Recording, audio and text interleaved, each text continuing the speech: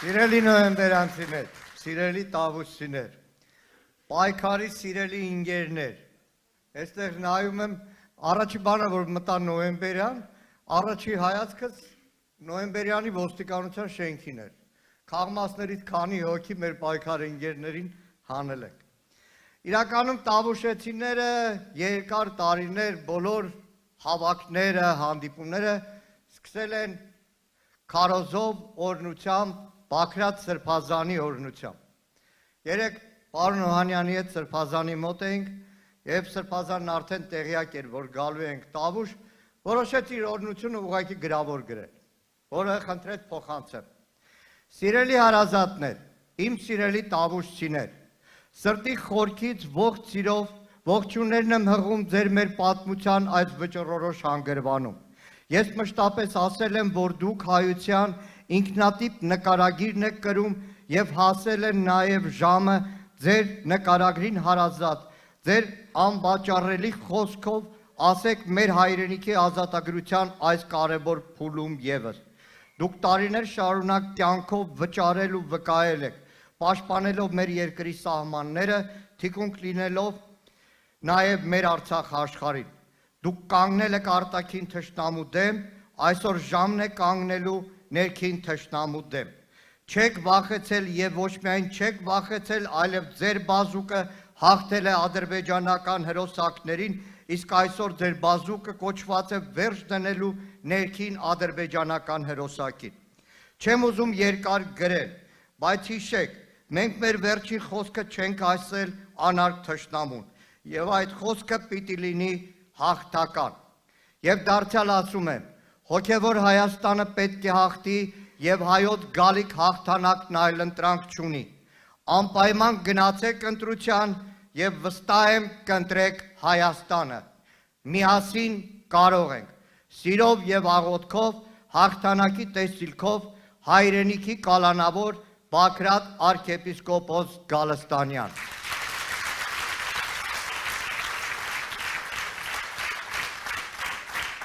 Վաղը մտնելու եմ Սրբազանի մոտ եւ կուզեմ նաեւ ձեր պատասխանը փոխանցել Սրբազան հորը, ասել, որ նոյեմբերյանում ասում էին միասին, միասին, միասին։ Սիրելի հայրենակիցներ, շատ կարճ։ Իրականում այս ճանապարհը, որ գալիս էինք, ամենադժվարը մեր գալացողների մեջ պարոն նախագահի Սերան Օհանյանի համար է, որտեվ այո, մենք ամեն մեկս կապած է տավուշ աշխարհի հետ, նոյեմբերյանի հետ, այս սարերի հետ, բայց եւ Ռոբերտ Քոչարյանը եւ Սերան Օհանյանը այստեղ անգնահատելի ամագ ունեն դրած, վաստակ ունեն դրած։ Ամեն մեկը կարևոր ընտրություն կատարելուց միշտ համեմատության մեջ է։ Շատ հաճախ ենք այս քարոզարշավի ընթացքում նաև համեմատություն անցկացրել, թե ում ընտրել։ Ռոբերտ Քոչարյանին իր փորձով, իր հանգստությամբ, սառը դատողությամբ, թե լաչառին, հիստերիկին։ Հիմա նոյեմբերյանում կուզեմ մի համեմատությամբ դուք ընտրություն կատարեք։ Խոսքս ուղղում եմ նոյեմբերյանում պայմանագրային զինծառայողներին, երրորդ բանակային հերոսական կորպուսի բոլոր նախկին ներկա ծառայողների, Ռոբերտ Քոչարյանի նախագահության տարիներին, առանց որևէ խոսք, այն Բաղանիսի մոտի նոր տարի պոստը վերցրել են մերոնք, վերցրել են մի անգամ Ռոբերտ Քոչարյանը կամ պաշտպանության նախարարը չի պոռոտախոսել, գլուխ չի գովացել, պետք է եղել վերցրել են։ Այս անհավասարակրի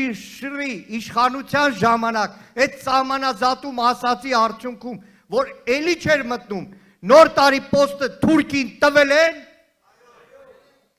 էսա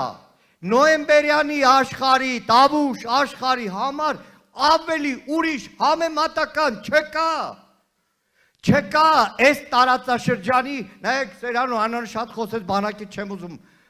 երկարացնել, նայեք, այստեղ այս 30 տարին հողը ջուրը հայրենիքը պաշտպանած,